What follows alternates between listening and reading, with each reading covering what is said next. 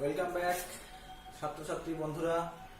আজ আমি তোমাদের সামনে ক্লাস 12 এর কেমিক্যাল কাইনেটিক্স অর্থাৎ রাসায়নিক গতিবিদ্যা সম্পর্কে আলোকপাত করব। দেখো, রাসায়নিক গতিবিদ্যার এই চ্যাপ্টারে বিক্রিয়ার হার নিয়ে আলোচনা করা আছে। কেমন? তো বিক্রিয়ার হার বলতে আমরা কি বুঝি, তো কিভাবে সেগুলোকে প্রকাশ করা হয় সেগুলো নিয়ে এখন আমরা পড়ব। তো তার আগে জেনে নিই যে বিক্রিয়া কয় প্রকারের হতে পারে। এখানে দেখো, বিক্রিয়া জেনারেলি 3 প্রকার আমরা ধরে থাকি। 3 প্রকার কোন হিসাবে?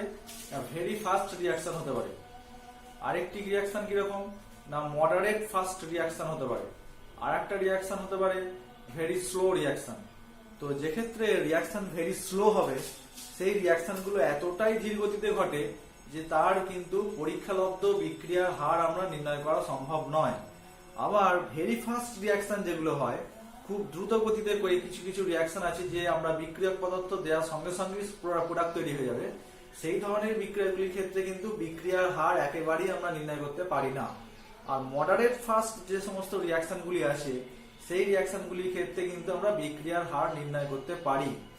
তো আমরা এখানে যেটা করব যে মডারেট ফাস্ট যেসব রিয়াকশন আছে সেই সমস্ত বিক্রিয়ার হার কিভাবে প্রকাশ করতে পারি। তো চলো দেখা যাক বিক্রিয়ার হার বলতে আমরা কি বুঝি। এখানে দেখো, আমি মনে করে নিচ্ছি একটি বিক্রিয়া হচ্ছে এ থেকে বি, যেখানে এ হচ্ছে বিক্রিয়ক পদার্থ এবং বি হচ্ছে বিক্রিয়াজাত পদার্থ। আমরা কি জানি না বিক্রিয়ার একদম প্রাথমিক অবস্থায় এ এর গাঢ়ত্ব হচ্ছে সর্বোচ্চ, ম্যাক্সিমাম কনসেন্ট্রেশন থাকে, তখন বি এর কনসেন্ট্রেশন কিন্তু 0, কোনো রকম রিয়াকশন শুরু হয়নি। এরপর যখন বিক্রিয়া শুরু হবে তখন কি দেখবো না এর কনসেন্ট্রেশন আস্তে আস্তে কমতে থাকছে আর বি এর কনসেন্ট্রেশন আস্তে আস্তে বাড়তে থাকছে। সুতরাং যত আমরা টাইম এগোবো, যত বিক্রিয়া আমরা শুরু করতে যাব, তখনই ধীরে ধীরে এর কনসেন্ট্রেশন কমবে, বি এর কনসেন্ট্রেশন আস্তে আস্তে বাড়বে। সুতরাং বিক্রিয়ার হারকে আমরা এর সাপেক্ষেও প্রকাশ করতে পারি, আবার বি এর সাপেক্ষেও প্রকাশ করতে পারি। যদি এর সাপেক্ষে বিক্রিয়ার হারকে প্রকাশ করি তাহলে দেখবো এর গাঢ়ত্ব একটা নির্দিষ্ট সময়ের ব্যবধানে কতটা পরিমাণ কমে আসছে, যতটা কমছে সেই কমাটাকে আমরা বিক্রিয়ার হার প্রকাশ করতে পারি। একইভাবে একটি নির্দিষ্ট সময়ের ব্যবধানে বি এর গাঢ়ত্ব কতটা পরিমাণ বাড়ছে সেই বাড়াটা দিয়ে আমরা বিক্রিয়ার হারকে প্রকাশ করতে পারি। তো বিক্রিয়ার হার 2 প্রকারের হতে পারে, একটি হলো গড় বিক্রিয়া হার আর একটি হলো তাৎক্ষণিক বিক্রিয়ার হার। তো দেখা যাক যে গড় বিক্রিয়া হার আমরা কিভাবে প্রকাশ করতে পারি। তার জন্য ধরে নিচ্ছি, ধরো আমরা একটি বিক্রিয়া লিখেছি এ থেকে বি। আমি কি ধরে নিলাম যখন বিক্রিয়া শুরু হয়নি, মানে যখন t=0 তখন এর কনসেন্ট্রেশন আমি ধরে নিচ্ছি ক্যাপিটাল এ, তখন বি এর কনসেন্ট্রেশন কিন্তু 0, কোনো রিয়াকশন তখন শুরু হয়নি। এরপর যখন রিয়াকশন শুরু হবে আফটার টাইম t1, আমি ধরে নিচ্ছি যে t1 টাইম পর, t1 সময় পর এর কনসেন্ট্রেশন আমি ধরে নিচ্ছি কনসেন্ট্রেশন অফ A1, এবং সেই অবস্থায় বি এর কনসেন্ট্রেশন আমি ধরে নিচ্ছি B1। একইভাবে যখন t2 টাইম অগ্রসর হলো রিয়াকশন, t2 টাইম পর এর কনসেন্ট্রেশন আমি ধরে নিচ্ছি A2 এবং বি এর কনসেন্ট্রেশন আমি ধরে নিচ্ছি B2। তাহলে t1 থেকে t2 এই সময়ের ব্যবধানে এর গাঢ়ত্ব কতটা কমলো। আমরা আগেই বলেছি যে বিক্রিয়ক পদার্থের গাঢ়ত্ব আস্তে আস্তে কমবে এবং বিক্রিয়াজাত পদার্থের গাঢ়ত্ব আস্তে আস্তে বাড়বে। সুতরাং t1 থেকে t2 তাহলে সময়ের ব্যবধান কত?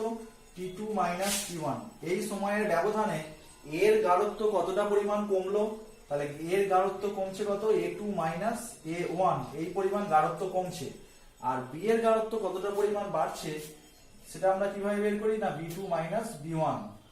সুতরাং গড় বিক্রিয়া হার আমরা কিভাবে প্রকাশ করব না এর গাঢ়ত্ব কতটা পরিমাণ বাড়ছে একটা নির্দিষ্ট সময়ের ব্যবধানে, এবং সেই সময়ের ব্যবধানটা এখানে কত? t2 - t1। সুতরাং গড় বিক্রিয়া হার তাহলে আমরা কি লিখব যে A2 - A1 divided by t2 - t1। এটা যদি আমরা a এর সাপেক্ষে বিক্রিয়া হারকে প্রকাশ করি, একইভাবে যদি আমরা b এর সাপেক্ষে বিক্রিয়া হারকে প্রকাশ করি তাহলে লিখতে পারি B2 - B1 divided by t2 - t1। এবার এই যে ডিফারেন্সটা, এই ডিফারেন্সটা কিন্তু নেগেটিভ হবে। কেন নেগেটিভ হবে না t1 সময় পর যে কনসেন্ট্রেশন ছিল t2 টাইম পর কিন্তু কনসেন্ট্রেশন এখানে কমে যাবে, অর্থাৎ A2 ভ্যালুটা A1 ভ্যালুর থেকে কিন্তু ছোট, যার ফলে এই যে টার্মটা, এই টার্মটা কিন্তু নেগেটিভ চলে আসবে। তাই আমরা কি লিখতে পারি negative delta concentration of A by T2 minus T1 মানে টাইমের ডিফারেন্সটাকে আমরা ডেল্টা টি দিয়ে প্রকাশ করছি। একইভাবে যদি আমরা বিক্রিয়াজাত পদার্থের সাপেক্ষে বিক্রিয়ার হারকে প্রকাশ করি তাহলে এখানে কি পাবো B2 মাইনাস B1 এবং আমরা যত টাইম অগ্রসর হব তত বি এর কনসেন্ট্রেশন কিন্তু আস্তে আস্তে বাড়বে এবং এক্ষেত্রে B2 concentration greater than B1 concentration, যার ফলে এটা যখন নেগেটিভ আমরা বের করছি এই মানটা কিন্তু একটা পজিটিভ রিডিং আসবে। সুতরাং এই ডিফারেন্সটাকে আমরা পজিটিভ দিয়ে লিখছি delta concentration of B by delta T. সুতরাং যদি আমরা গড় বিক্রিয়া হার বের করতে চাই, এইটা হলো গড় বিক্রিয়া হার, যদি আমরা এ সাপেক্ষে গড় বিক্রিয়া হার বের করি তাহলে লিখতে হবে minus delta concentration of A by delta T, আর যদি বি এর সাপেক্ষে আমরা গড় বিক্রিয়া হার বের করি তাহলে লিখতে হবে delta concentration of B by delta T. সুতরাং একটি নির্দিষ্ট সময়ের ব্যবধানে বিক্রিয়ক অথবা বিক্রিয়াজাত পদার্থের গাঢ়ত্বের পরিবর্তনের সাপেক্ষে আমরা বিক্রিয়ার হারকে প্রকাশ করি। বিক্রিয়ক পদার্থের গাঢ়ত্ব হ্রাসের সাপেক্ষে অথবা বিক্রিয়াজাত পদার্থের গাঢ়ত্ব বৃদ্ধির সাপেক্ষে আমরা গড় বিক্রিয়া হারকে প্রকাশ করতে পারি। এরপর চলে আসি তাৎক্ষণিক বিক্রিয়া হার। তো এই যে গড় বিক্রিয়া হারটা পড়লাম এটা কিন্তু বিক্রিয়ার প্রকৃত হার নয়। কেন নয়? না, এখানে একটা নির্দিষ্ট সময়ের ব্যবধান দেওয়া আছে। সাপোজ আমি মনে করলাম যে এই T1 সময়টা হচ্ছে 10 মিনিট, যে বিক্রিয়া শুরু হওয়ার 10 মিনিট পর আমি এর কনসেন্ট্রেশনটা মেজার করেছি এবং 20 মিনিট পর T2টাকে আমি ধরে নিলাম 20 মিনিট, যে এইটাকে আমরা ধরছি 10 মিনিট, এটাকে ধরে নিচ্ছি আমরা 20 মিনিট, যে 20 মিনিট পর আমরা কনসেন্ট্রেশন মেজার করছি। তাহলে এই যে টাইমের ডিফারেন্স হচ্ছে 20 মাইনাস 10 ইকুয়াল টু 10। তাহলে এই 10 মিনিট যদি এই ডিফারেন্সটা থাকে, 10 মিনিট ডিফারেন্সের মধ্যে, তার মানে বিক্রিয়ার হারটা একই থাকছে, এটাই বোঝাচ্ছে। কিন্তু যেটা বাস্তবে কিন্তু সম্ভব নয়, কারণ প্রত্যেক মুহূর্তে বিক্রিয়ক অথবা বিক্রিয়াজাত পদার্থের গাঢ়ত্ব কিন্তু চেঞ্জ ঘটছে, যার ফলে প্রত্যেক মুহূর্তে বিক্রিয়ার হারেরও পরিবর্তন হচ্ছে। সুতরাং আমরা যে গড় বিক্রিয়া হার যেটা আমরা নিতে চাইছি সেটা কিন্তু বিক্রিয়ার প্রকৃত হারকে নির্দেশ করে না। এর জন্য কি করতে হবে? আমাকে তাৎক্ষণিক বিক্রিয়া হারকে নিতে হবে। তাৎক্ষণিক বিক্রিয়া হারটা কেমন, কিভাবে আমরা প্রকাশ করতে পারি? তাৎক্ষণিক বিক্রিয়া হারকে আমি কিভাবে প্রকাশ করব দেখো। তার জন্য আমি একটি বিক্রিয়া নিচ্ছি এ থেকে বি, যেখানে এ বিক্রিয়ক পদার্থ, বি যেখানে বিক্রিয়াজাত পদার্থ। এখন আমি কি করছি না, ধরেছি বিক্রিয়াটা শুরু হওয়ার টি টাইম পর, আফটার টি টাইম, আমি ধরে নিচ্ছি আফটার টি টাইম পর এ এর কনসেন্ট্রেশন আমি ধরে নিচ্ছি কনসেন্ট্রেশন অফ এ, এবং সেই সময় বি এর কনসেন্ট্রেশন আমি ধরে নিচ্ছি কনসেন্ট্রেশন অফ বি। এরপর যদি এই টি টাইমের ঠিক পরবর্তী ক্ষুদ্র টাইম আমি ডেল্টা টি নিয়ে নিই, যে আফটার ডেল্টা টি টাইম পর, এটা হচ্ছে একটা ক্ষুদ্র টাইম, খুব ছোট্ট একটা টাইম, ডেল্টা টি টাইমের ডিফারেন্স, এই টাইম পর এর কনসেন্ট্রেশন কতটা পরিবর্তন হচ্ছে সেই পরিবর্তনটা আমি প্রকাশ করছি ডেল্টা কনসেন্ট্রেশন অফ এ, এবং বি এর কনসেন্ট্রেশন কতটা পরিবর্তন করছে সেটা আমি লিখছি ডেল্টা কনসেন্ট্রেশন অফ বি। এবং এই পরিবর্তনটা কিন্তু নেগেটিভ হবে। কেন নেগেটিভ হবে? না, যত আমরা সময় অগ্রসর হব এ এর কনসেন্ট্রেশন কিন্তু আস্তে আস্তে কমে যাবে আর বি এর কনসেন্ট্রেশন কিন্তু আস্তে আস্তে বাড়বে। সুতরাং ডেল্টা টি টাইম পর যদি আমরা এ এর কনসেন্ট্রেশনটা পরিমাপ করি তাহলে যেটা পাচ্ছি ডেল্টা এ, এর সামনে কিন্তু একটা নেগেটিভ চিহ্ন আসবে, আর বি এর কনসেন্ট্রেশন যেটা আমরা প্রকাশ করছি ডেল্টা বি ডিফারেন্স, এটার সামনে কিন্তু একটা পজিটিভ সাইন আসবে, যেহেতু বিক্রিয়াজাত পদার্থের কনসেন্ট্রেশনটা বাড়ছে। সুতরাং তাহলে তাৎক্ষণিক বিক্রিয়া হার আমরা কিভাবে প্রকাশ করতে পারি? এ এর সাপেক্ষে কিভাবে লিখব না, limit delta T tends to 0 minus delta concentration of A by delta T. যেহেতু ডেল্টা টিটা খুবই ক্ষুদ্র টাইমের অবকাশ, তাই আমরা টেন্ডস টু 0 ধরে নিতে পারি। সুতরাং এটাকে আমরা যদি ডেরিভেটিভ ফর্মে লিখি তাহলে লিখবো minus D concentration of A by dt. এটি হলো এর সাপেক্ষে বিক্রিয়াটির তাৎক্ষণিক বিক্রিয়া হার। একইভাবে যদি আমরা বি এর সাপেক্ষে প্রকাশ করতে চাই তাহলে লিখতে পারি limit delta T tends to 0 positive sign delta concentration of B by delta T. এটাকে আমরা লিখবো প্লাস ডিবি বাই ডিটি।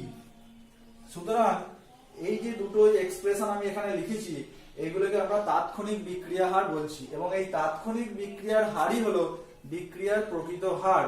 এবং এর সাহায্যেই আমরা বিক্রিয়ার হারকে নির্ণয় করতে পারি।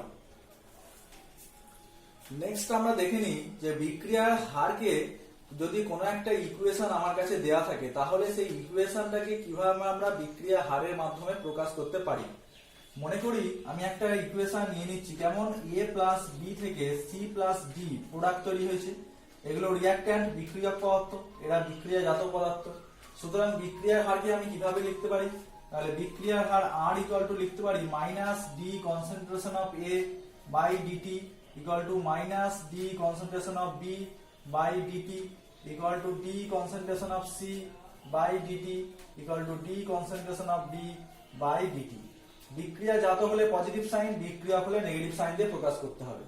এবার যদি স্টয়চিওমেট্রিক কোএফিসিয়েন্ট কোন ইকুয়েশনে দেওয়া থাকে, অর্থাৎ আমি ধরে নিলাম যেমন N2 gas plus 3H2 gas reaction করে 2 অ্যামোনিয়া গ্যাস তৈরি করেছে, তাহলে এই রিঅ্যাকশনে নাইট্রোজেনের স্টয়চিওমেট্রিক কোএফিসিয়েন্ট 1, হাইড্রোজেনের স্টয়চিওমেট্রিক কোএফিসিয়েন্ট 3, অ্যামোনিয়ার স্টয়চিওমেট্রিক কোএফিসিয়েন্ট হচ্ছে 2। এরকম যদি সহগ দেয়া থাকে, সেই সহগগুলোকে আমরা কিভাবে বিক্রিয়া হারের মাধ্যমে প্রকাশ করে থাকি, সেক্ষেত্রে আমরা কি লিখবো? R equal to negative d concentration of N2 by DT equal to এই যে 3 দেওয়া আছে, 3টা হবে 1/3 এবং একটা negative sign d concentration of H2 by DT equal to 1/2, এই 2টা হয়ে যাবে 1/2 into d concentration of NH3 by dt. সুতরাং যেগুলো স্টয়চিওমেট্রিক কোএফিসিয়েন্ট দেওয়া থাকবে কোন ইকুয়েশনে, সেগুলো আমরা বাই করে দেবো, করে এরকম বিক্রিয়ার হারকে এই ফরম্যাটে আমরা প্রকাশ করতে পারি। এটি হলো বিক্রিয়ার তাৎক্ষণিক বিক্রিয়া হার। এখন যদি আমরা একটা লেখচিত্র দেখে নিই যে বিক্রিয়ক পদার্থ এবং বিক্রিয়াজাত পদার্থের সাথে সময়ে লেখচিত্র অঙ্কন করলে কেমন হবে। আমি আগেই বলে দিয়েছি যে বিক্রিয়ক পদার্থের গাঢ়ত্ব সময়ের সাথে সাথে হ্রাস পাচ্ছে এবং বিক্রিয়াজাত পদার্থের গাঢ়ত্ব সময়ের সাথে সাথে বৃদ্ধি পাচ্ছে।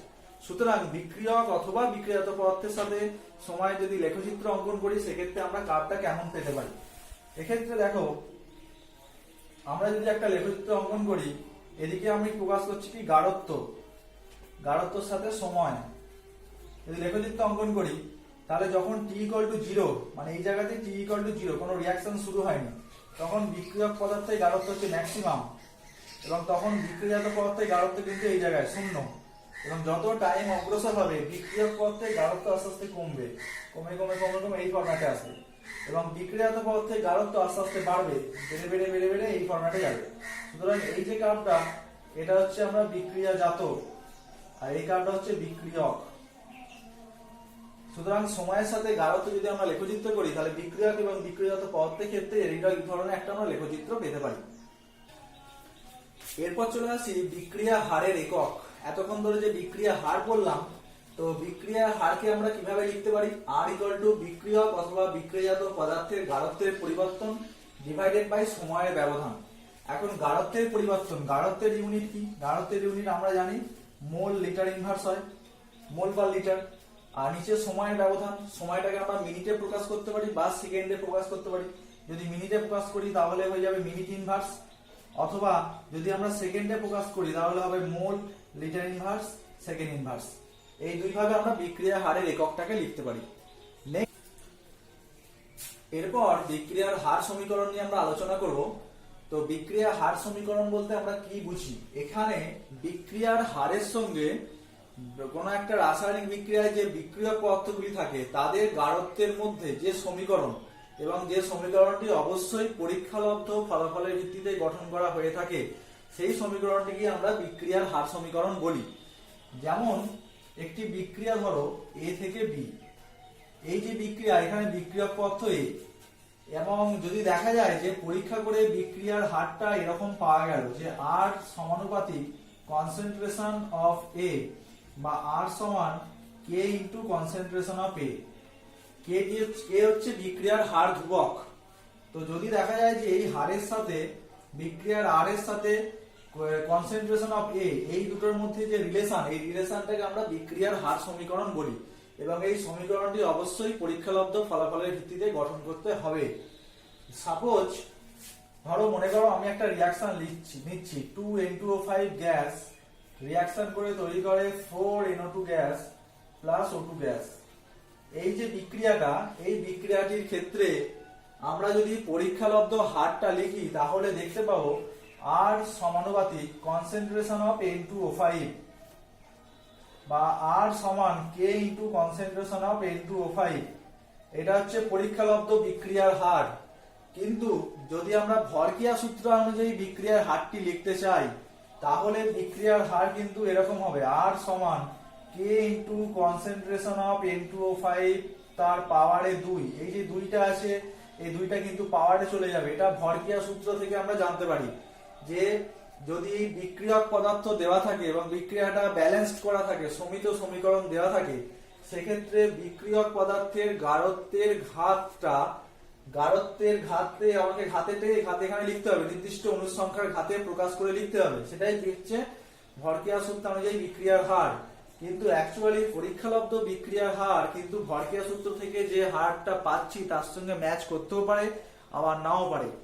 সেক্ষেত্রে যেমন এই ইকুয়েশনটা আমরা নিয়ে নিয়েছি, দেখো এক্ষেত্রে পরীক্ষা করে বিক্রিয়ার হার আমরা এটা পাচ্ছি, যেক্ষেত্রে N2O5 এর ঘাত 1, আবার ভরক্রিয়া সূত্র অনুযায়ী বিক্রিয়া সমীকরণটি পাচ্ছি এইটা, যার ঘাত হচ্ছে 2।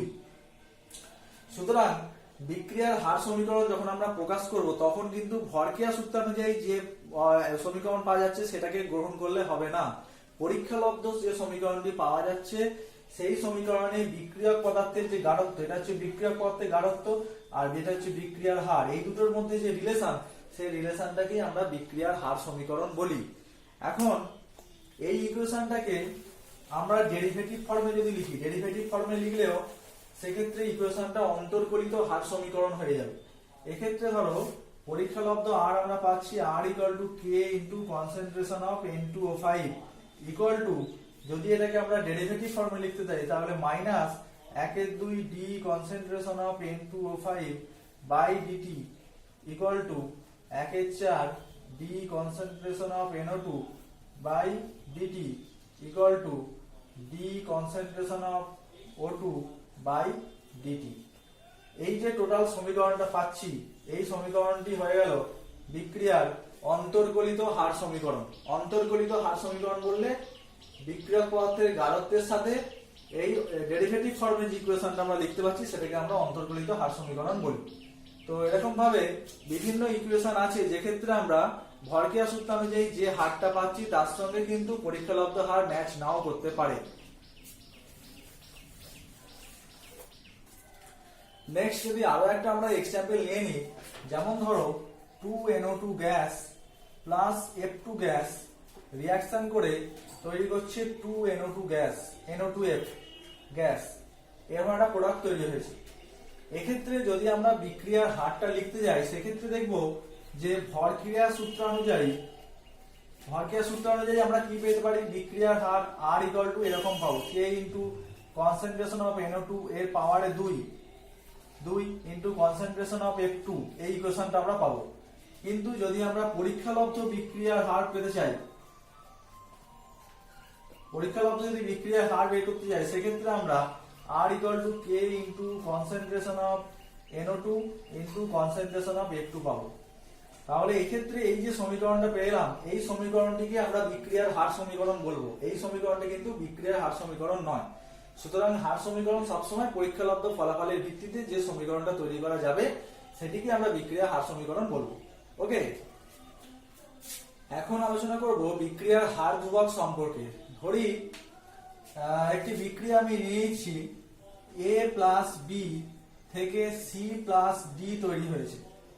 এক্ষেত্রে A এর সহগ A, B এর সহগ ছোট হাতের b, C এর সহগ C এবং D এর সহগ হচ্ছে D, অর্থাৎ A mole capital A, B mole capital B এর সাথে বিক্রিয়া করে C মোল ক্যাপিটাল C এবং D মোল ক্যাপিটাল D তৈরি করেছে।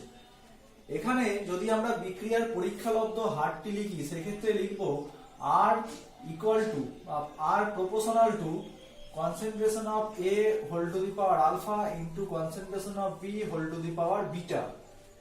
তাহলে এক্ষেত্রে আলফাটা কি না বিক্রিয়ক A এর গাঢ়ত্বের ঘাত এবং বিটাটা কি বিক্রিয়ক ক্যাপিটাল B এর গাঢ়ত্বের ঘাত এবং যেটা পরীক্ষালব্ধ হার সমীকরণ। তাহলে এক্ষেত্রে R equal to K into concentration of A whole to the power alpha into concentration of B whole to the power beta. তাহলে এই যে ইকুয়েশনটা পেলাম, এই ইকুয়েশনে যে কেটা নিয়ে এসেছি প্রপোর্শনাল কনস্ট্যান্ট, সেই কেটাকে আমরা বলছি বিক্রিয়ার হার ধ্রুবক। মনে রাখতে হবে হার ধ্রুবকের মান উষ্ণতার উপর নির্ভর করে এবং নির্দিষ্ট উষ্ণতায় বিক্রিয়ার হার ধ্রুবকের মান নির্দিষ্ট। যদি আমরা উষ্ণতা চেঞ্জ করি তাহলে বিক্রিয়ার হার ধ্রুবক চেঞ্জ হয়ে যাবে। এবং এই কে যে ভ্যালুটা, এটা কিন্তু বিক্রিয়ক পদার্থের প্রাথমিক গাঢ়ত্বের উপর নির্ভর করে না। এক্ষেত্রে যেমন ক্যাপিটাল এ এবং ক্যাপিটাল বি বিক্রিয়ক পদার্থ, এদের একটা নির্দিষ্ট পরিমাণ নিয়ে বিক্রিয়া শুরু করেছি। আমি যদি কম পরিমাণ নিয়ে বিক্রিয়াটা শুরু করি সেক্ষেত্রে কিন্তু হার ধ্রুবকের মানটা একই থাকবে যদি উষ্ণতা অপরিবর্তিত থাকে। আর একটা জিনিস মাথায় রাখতে হবে কি না, এই যে কে এর এককটা, এর একক কিন্তু চেঞ্জ হতে পারে, বিক্রিয়া টু বিক্রিয়া চেঞ্জ হয়ে যাবে। সেটা নির্ভর করে কি সময়ের এককের উপর এবং তার সঙ্গে নির্ভর করে এই যে গাঢ়ত্বের ঘাতগুলো আছে তার উপর। এই আলফা এবং বিটা এটা নির্দিষ্ট সংখ্যা, এই সংখ্যাগুলো যদি বিভিন্ন বিক্রিয়ার ক্ষেত্রে বিভিন্ন রকম পাবো সেক্ষেত্রে আমরা হার ধ্রুবকের ভ্যালু কে এর ভ্যালুটা আমরা কিন্তু চেঞ্জ হয়ে যাবে। আর কে এর ভ্যালু বেশি হওয়া মানে কোনো বিক্রিয়া ধরো হার ধ্রুবকের ভ্যালুটা বেশি বেরিয়েছে, তার মানে কি বলবো বিক্রিয়া হার বেশি, বিক্রিয়া অধিক গতিবেগে ঘটছে। আর কোনো বিক্রিয়ার ক্ষেত্রে ধরো কে এর ভ্যালুটা কম বেরোচ্ছে, তার মানে কি বলবো বিক্রিয়াটির হার কম বা বিক্রিয়াটা অনেক স্লো ঘটছে। সুতরাং কে এর ভ্যালু থেকে আমরা বিক্রিয়ার গতিবেগ সম্পর্কে ধারণা করতে পারি। এরপর আমরা বিক্রিয়ার ক্রম আলোচনার ক্ষেত্রে আমাকে পরীক্ষালব্ধ বিক্রিয়ার হার সমীকরণটি নিতে হবে। যে কোনো একটি বিক্রিয়ার ক্ষেত্রে আমরা পরীক্ষালব্ধ বিক্রিয়ার হার সমীকরণটা যদি নিই সেক্ষেত্রে দেখব বিক্রিয়ক এবং বিক্রিয়ক পদার্থের গাঢ়ত্বের যে ঘাতগুলো আছে সেই ঘাতগুলির যোগফলই হচ্ছে টোটাল বিক্রিয়াটির ক্রম। সামগ্রিক বিক্রিয়ার ক্রম বলতে আমরা বিক্রিয়ক পদার্থের গাঢ়ত্বের ঘাতের সমষ্টিকে বোঝাবো। সাপোজ আমি মনে করছি একটা বিক্রিয়া, তার জন্য একটা বিক্রিয়া আমি নিয়ে নিচ্ছি এরকম যে এই বিক্রিয়াটির ক্ষেত্রে যদি আমরা পরীক্ষালব্ধ হার সমীকরণ লিখি তাহলে সেক্ষেত্রে পেতে পারি R equal to concentration K into concentration of A whole to the power alpha into concentration of B whole to the power beta। এক্ষেত্রে আলফা হলো বিক্রিয়ক A এর গাঢ়ত্বের ঘাত এবং বিটা হলো বিক্রিয়ক B এর গাঢ়ত্বের ঘাত। সুতরাং এই বিক্রিয়াটিতে আমি বলতে পারি যে A এর সাপেক্ষে বিক্রিয়াটির ক্রম হবে আলফা এবং বি এর সাপেক্ষে বিক্রিয়াটির ক্রম হবে বিটা। এবার যদি বলি যে টোটাল বিক্রিয়ার ক্রম কত, তখন টোটাল বিক্রিয়ার ক্রম হয়ে যাবে আলফা প্লাস বিটা। অর্থাৎ বিক্রিয়ক পদার্থগুলির যে গাঢ়ত্ব দেওয়া থাকবে, গাঢ়ত্বের যে ঘাত থাকবে, সেই ঘাতের সমষ্টি যদি আমরা বের করতে পারি তাহলে আমরা টোটাল বিক্রিয়াটির ক্রম পেয়ে যাব। এক্ষেত্রে আমরা বিভিন্ন ধরনের বিক্রিয়া পেতে পারি। যেমন একটি বিক্রিয়া নিয়ে আমি আলোচনা করি, যেমন ধরো 2H2O লিকুইড, এটা রিঅ্যাকশন করে 2H2O2 লিকুইড রিঅ্যাকশন করে 2H2O লিকুইড তৈরি করলো প্লাস O2 গ্যাস তৈরি করেছে, এরকম একটা রিঅ্যাকশন দেওয়া আছে। তো এই রিঅ্যাকশনটার ক্ষেত্রে আমরা পরীক্ষালব্ধ বিক্রিয়ার হার যদি লিখি তাহলে পেয়ে যাবো এটা K into concentration of H2O2 whole to the power 1, মানে 1টা লিখতেও পারি নাও পারি। তাহলে এক্ষেত্রে H2O2 সাপেক্ষে বিক্রিয়াটির ক্রম কত, 1, বা সামগ্রিক বিক্রিয়ার ক্রম 1, কেননা কেবলমাত্র বিক্রিয়াটাতে H2O2 বিক্রিয়ক পদার্থই আছে। কিন্তু H2O2 যেটা এক্ষেত্রে সহগ 2 দেওয়া আছে, 2টা কিন্তু পাওয়ারে লেখা যাবে না। কেন লেখা যাবে না? কারণ এই হার সমীকরণটা আমরা পরীক্ষালব্ধ ফলাফলের ভিত্তিতে পেয়েছি। সুতরাং বলতে পারি টোটাল বিক্রিয়ার ক্রম হয়ে গেল 1। একইভাবে যদি আমরা এরকম একটা রিঅ্যাকশন নিই, ধরো 2N2O5 গ্যাস থেকে 4NO2 gas plus O2 gas, এরকম একটা বিক্রিয়া যদি নিই তাহলে এই বিক্রিয়াটার ক্ষেত্রে বিক্রিয়ার হার যদি আমরা লিখি হার সমীকরণ তাহলে K into concentration of N2O5 whole to the power 1। সুতরাং এই বিক্রিয়াটি আমরা বলতে পারবো এটি একটি প্রথম ক্রমের বিক্রিয়া, যেহেতু পাওয়ারে 1 আছে। সুতরাং বিক্রিয়ার ক্রম আমরা 0 পেতে পারি, 1 পেতে পারি, 2 পেতে পারি, 3 পেতে পারি, ভগ্নাংশ পেতে পারি, নেগেটিভ পেতে পারি। তো বিক্রিয়ার ক্রম সব ধরনের হতে পারে এবং বিভিন্ন ধরনের বিক্রিয়ার ক্রম নিয়ে আমরা আলোচনা করতে পারি। এক্ষেত্রে যেমন ধরো প্রথম ক্রম বিক্রিয়া নিয়ে আমি বললাম, আমরা শূন্য ক্রম বিক্রিয়া পেতে, আমরা জিরো অর্ডার রিঅ্যাকশনও করতে পারি। ধরো জিরো অর্ডার রিঅ্যাকশনের ক্ষেত্রে আমরা একটা ইকুয়েশন নিয়ে নিচ্ছি, যেমন ধরো 2HI গ্যাস থেকে H2 গ্যাস তৈরি হয় প্লাস I2 গ্যাস তৈরি হয় এবং এটা গোল্ডের উপস্থিতিতে করতে হবে উচ্চ চাপের উপস্থিতিতে এবং গোল্ড ধাতুর উপস্থিতিতে রিঅ্যাকশনটা যদি করি এরকম একটা রিঅ্যাকশন পাওয়া যাবে। সেক্ষেত্রে বিক্রিয়ার হার R equal to আমরা কি লিখতে পারি K into concentration of HI এর পাওয়ার হচ্ছে 0। অর্থাৎ এই বিক্রিয়াটির ক্ষেত্রে দেখা যায় যে বিক্রিয়ার হার বিক্রিয়ক পদার্থের গাঢ়ত্বের শূন্য ঘাতের উপর নির্ভর করে। অর্থাৎ বিক্রিয়ক পদার্থে তার মানে গাঢ়ত্বের উপর নির্ভর করছে না। কনসেন্ট্রেশন অফ Hi⁴ মানে তাহলে এক্ষেত্রে আমরা লিখতে পারি R=K। সুতরাং এক্ষেত্রে বিক্রিয়ক পদার্থের গাঢ়ত্বের উপর কিন্তু নির্ভর করছে না, সেগুলো শূন্যক্রম বিক্রিয়া। একইভাবে আমরা ধরো ভগ্নাংশক্রম বিক্রিয়া পেতে পারি, যেমন ধরো গ্যাসীয় অ্যাসিটালডিহাইড CH3CHO, এটা গ্যাস, এটাকে আমি 485 যদি হিট করে দিই তাহলে সেক্ষেত্রে আমরা পেয়ে যাব methane gas plus carbon monoxide gas. এক্ষেত্রে এই ইকুয়েশনটার ক্ষেত্রে বিক্রিয়ার পরীক্ষালব্ধ হার R=K concentration of CH3CHO whole to the power 3/2 হয়। তাহলে এক্ষেত্রে পাওয়ারে যেহেতু 3/2 লেখা আছে, সুতরাং বিক্রিয়াটির ক্রম আমরা বলবো 3/2, তাহলে এটি একটি ভগ্নাংশ। সুতরাং বিভিন্ন বিক্রিয়ার ক্ষেত্রে আমরা ক্রম বিভিন্ন পাচ্ছি এবং বিক্রিয়া ক্রম ভগ্নাংশ 0, 1, 2, 3 বিভিন্ন ইত্যাদি বিভিন্ন আমরা পেতে পারি। সাপোজ আরেকটা আমরা রিঅ্যাকশন নিয়ে নিচ্ছি, যেমন ধরো 2NO gas plus H2 gas, এক্ষেত্রে রিঅ্যাকশন করে কি তৈরি করে না N2 gas plus 2H2O gas. তাহলে এই বিক্রিয়াটির ক্ষেত্রে যদি আমরা লিখি R লেখা যায় K কনসেন্ট্রেশন অফ NO পাওয়ারে 2 ইনটু কনসেন্ট্রেশন অফ H2। তাহলে এক্ষেত্রে দেখতে পাচ্ছি যে NO এর সাপেক্ষে বিক্রিয়াটি ক্রম 2 এবং H2 এর সাপেক্ষে বিক্রিয়াটি ক্রম হচ্ছে 1। সুতরাং সামগ্রিক বিক্রিয়া যদি ক্রম বলি তাহলে কত বলবো 2 + 1 = 3। তাহলে এটি একটি তৃতীয় ক্রমের বিক্রিয়া। তাহলে এরকম ভাবে আমরা বিভিন্ন ক্রমের বিক্রিয়াগুলিকে পেতে পারি। বিক্রিয়ার ক্রম সম্পর্কে তোমরা পড়লে এবং সেখান থেকে তোমরা কিছুটা ধারণা অর্জন করেছো। এখন দেখে নেওয়া যাক যে বিক্রিয়ার হার ধ্রুবকের একক আমরা কিভাবে এখান থেকে বের করতে পারি। তার জন্য একটি রিঅ্যাকশন আমরা লিখে নিচ্ছি, ধরো A থেকে B, এই রিঅ্যাকশনটা যদি n ক্রমের বিক্রিয়া হয় তাহলে বিক্রিয়ার হার R=K concentration of A whole to the power n। তাহলে এখান থেকে আমরা লিখতে পারি K R by concentration of A whole to the power n। এখানে A এর সাপেক্ষে বিক্রিয়াটি ক্রম হচ্ছে n, সুতরাং K এর একক, তাহলে এখান থেকে আমরা কি বলতে পারি যে K এর একক কত হবে। যেহেতু বিক্রিয়া হারের একক আমাদের জানা আছে, বিক্রিয়া হারের একক কি হয় না mole, litre inverse, second inverse, আর নিচে আছে কনসেন্ট্রেশন, তাহলে এর ওই ইউনিট কি হয় mole, litre inverse whole to the power n। তাহলে এইটিকে যদি আমরা উপরে তুলে দিই তাহলে কি পাবো না mole, litre inverse whole to the power 1 - n second inverse. তাহলে হার ধ্রুবকের একক আমরা এইটা পেয়ে গেলাম।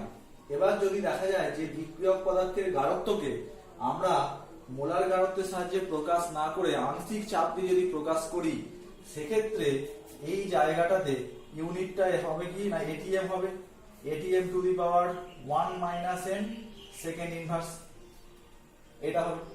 এবার যদি তোমার কাছে শূন্য ক্রম বা প্রথম ক্রম বা দ্বিতীয় ক্রম দেওয়া থাকে, সেই অনুযায়ী তুমি n এর জায়গায় মান বসাবে, n এর জায়গায় মান বসালে আমরা হার ধ্রুবকের একক পেয়ে যাব। মনে করো n = 0, অর্থাৎ শূন্য ক্রম বিক্রিয়া। তাহলে শূন্য ক্রম বিক্রিয়ায় হার ধ্রুবকের ইউনিট কি হবে, n এর জায়গায় আমরা 0 বসিয়ে দিই, তাহলে সেক্ষেত্রে আমরা পেয়ে যাব mole, litre inverse, second inverse. Suppose n = 1, অর্থাৎ প্রথম ক্রম বিক্রিয়া, সেক্ষেত্রে আমরা n এর জায়গায় যদি 1 বসিয়ে দিই 1 - 1 = 0, তাহলে mole, litre inverse to the পাওয়ার 0 মানে 1, তাহলে সেক্ষেত্রে আমরা পেয়ে যাব শুধু সেকেন্ড ইনভার্স। আবার n যদি আমরা 2 বসাই, n যদি 2 বসাই তাহলে 1 - 2 = -1 হয়ে যাবে, তাহলে mole, litre inverse to the power -1। তাহলে এখান থেকে আমরা পেয়ে যাচ্ছি mole, litre inverse to the power -1 second inverse. এটা মানে আমরা লিখতে পারি litre mole inverse second inverse. সুতরাং এইভাবে বিক্রিয়ার ক্রম যেমন দেওয়া থাকবে সেই অনুযায়ী আমরা n এর মান বসিয়ে বিক্রিয়ার হার ধ্রুবকের একক গণনা করতে পারি।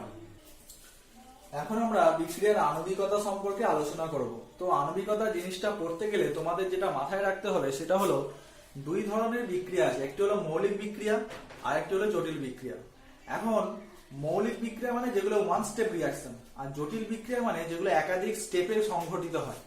ধরো আমি এ থেকে ডি প্রোডাক্ট তৈরি করব, এই প্রোডাক্টটা তৈরি করতে গেলে আমার ওয়ান স্টেপ রিঅ্যাকশন ঘটেছে, তাহলে এটিকে আমি বলতে পারি মৌলিক বিক্রিয়া। আবার যদি দেখা যায় যে এ থেকে ডি কয়েকটি কনজিকিউটিভ স্টেপে ঘটেছে, ফার্স্ট এ থেকে বি, তারপর বি থেকে সি, নেক্সট সি থেকে ডি তৈরি হয়েছে, তাহলে এই টোটাল বিক্রিয়াটিকে বলবো আমি জটিল বিক্রিয়া। এবং জটিল বিক্রিয়ার মধ্যে কিন্তু মৌলিক বিক্রিয়া আছে, এ থেকে বি একটি মৌলিক বিক্রিয়া, বি থেকে সি মৌলিক বিক্রিয়া, সি থেকে ডি মৌলিক বিক্রিয়া। কিন্তু ওভারঅল বিক্রিয়াটা একটি জটিল বিক্রিয়া। এখন এই আণবিকতা বের করতে যাব, আণবিকতা কেবলমাত্র মৌলিক বিক্রিয়ার ক্ষেত্রেই প্রযোজ্য এবং মৌলিক বিক্রিয়ার ক্ষেত্রেই আমরা আণবিকতা বের করতে পারি। জটিল বিক্রিয়ার ক্ষেত্রে কিন্তু আণবিকতা শব্দটির কোনো অর্থ নেই, এটা একটি অর্থহীন টার্ম হয়ে যাবে। তাই যে কোনো মৌলিক বিক্রিয়ার ক্ষেত্রে দেখতে হবে যে আমাকে কতগুলি বিক্রিয়ক, সর্বনিম্ন কতগুলি বিক্রিয়ক পদার্থ অংশগ্রহণ করেছে। বিক্রিয়ক পদার্থ মানে কি, মানে সেটা অণু হতে পারে, আয়ন হতে পারে, মুক্ত মূলক হতে পারে, পরমাণু হতে পারে, সর্বনিম্ন যতগুলি অংশগ্রহণ করবে সেই সংখ্যাটিকে আমরা বিক্রিয়ার আণবিকতা বলবো। যেমন একটি বিক্রিয়ার সাহায্যে আমি যদি আলোচনা করি, যেমন ধরো NH4NO2 অ্যাকুয়াস, এ যদি রিঅ্যাকশন করে, রিঅ্যাকশন করলে N2 গ্যাস হয় প্লাস 2H2O লিকুইড হয়। তাহলে এই রিঅ্যাকশনটাতে আমি দেখতে পাচ্ছি যে NH4NO2 কটি অণু অংশগ্রহণ করেছে, একটি মাত্র অণু অংশগ্রহণ করেছে। তাই এই বলতে পারি এই বিক্রিয়ার আণবিকতা হচ্ছে 1। একইভাবে যদি আমরা একটা রিঅ্যাকশন নিয়ে নিই, সাপোজ ধরো 2NO gas plus Cl2 gas, এরকম একটা রিঅ্যাকশন নিচ্ছি, নিয়ে লিখলাম যে 2NOCl নাইট্রোসিল ক্লোরাইড গ্যাস তৈরি করেছে। তাহলে এই বিক্রিয়ায় NO অণু পার্টিসিপেট করছে দুটো আর Cl2 অণু পার্টিসিপেট করছে একটা। তাহলে মোট অণুর সংখ্যা কত, 2 + 1 3। তাহলে এই বিক্রিয়াটি আণবিকতা আমরা বলতে পারি 3। সুতরাং এরকম ভাবে এক আণবিক বা দুই আণবিক রিঅ্যাকশন হতে পারে। যেমন ধরো H2 gas plus I2 gas, এরা রিঅ্যাকশন করছে, রিঅ্যাকশন করে 2HI গ্যাস তৈরি করছে। তাহলে এই বিক্রিয়াটিতে হাইড্রোজেন আছে একটি অণু আর আয়োডিন আছে একটি অণু, তার টোটাল হচ্ছে 2টি। তাহলে এই বিক্রিয়া আণবিকতা 2। এবং এই প্রত্যেকটি বিক্রিয়া কিন্তু মৌলিক বিক্রিয়া, জটিল বিক্রিয়া হলে হবে না।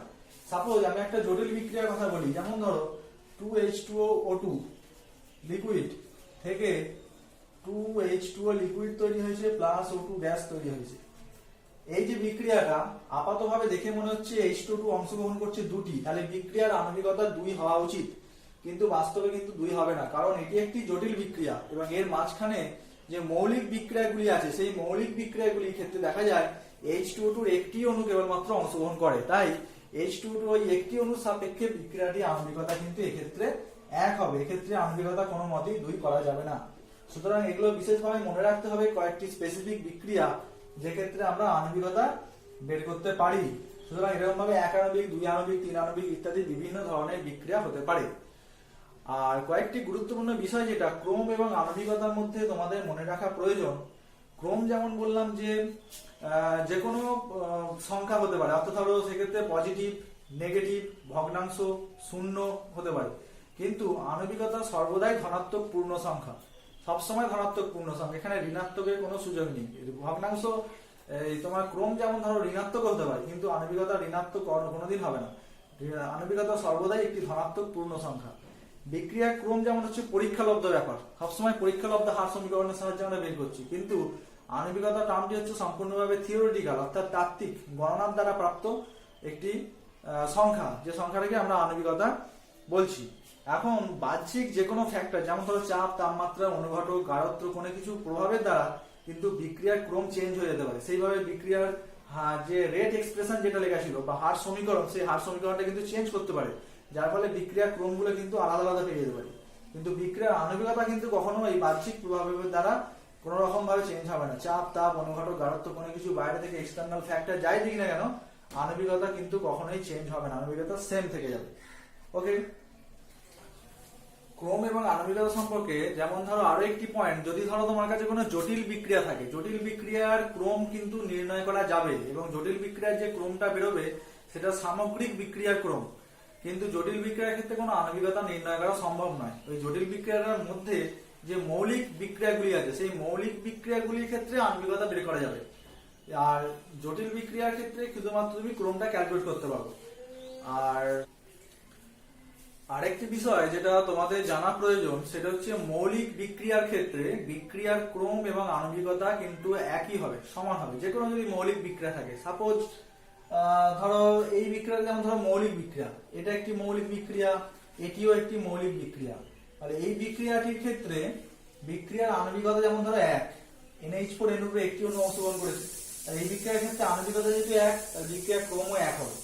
আবার ধরো এই বিক্রিয়াটি, যেমন এই বিক্রিয়াটি আণবিকতা 2 + 1, এক্ষেত্রে 3, তো এই বিক্রিয়াটির ক্রমও কিন্তু 3 হবে। যে সমস্ত বিক্রিয়া মৌলিক বিক্রিয়া তার ক্ষেত্রে সবসময় মনে রাখবে বিক্রিয়া ক্রম এবং আণবিকতা এই দুটি সমান হবে। রাসায়নিক গতিবিদ্যা চ্যাপ্টারটির উপর এটা আমার ফার্স্ট ভিডিও। তো এই ভিডিওয়ে আমি বিক্রিয়ার হার, আণবিকতা এবং ক্রম এই সম্পর্কে আমি আলোচনা করলাম। আর নেক্সট ভিডিওতে আমি জিরো অর্ডার রিঅ্যাকশন এবং ফার্স্ট অর্ডার সম্পর্কে আলোচনা করব এবং তাদের অন্তর্গলিত হার এবং সমাকলিত হার সমীকরণ কিভাবে ডিরাইভ করা যায় সে সম্পর্কে আমি আলোচনা করব। Thank you to all of you. Okay.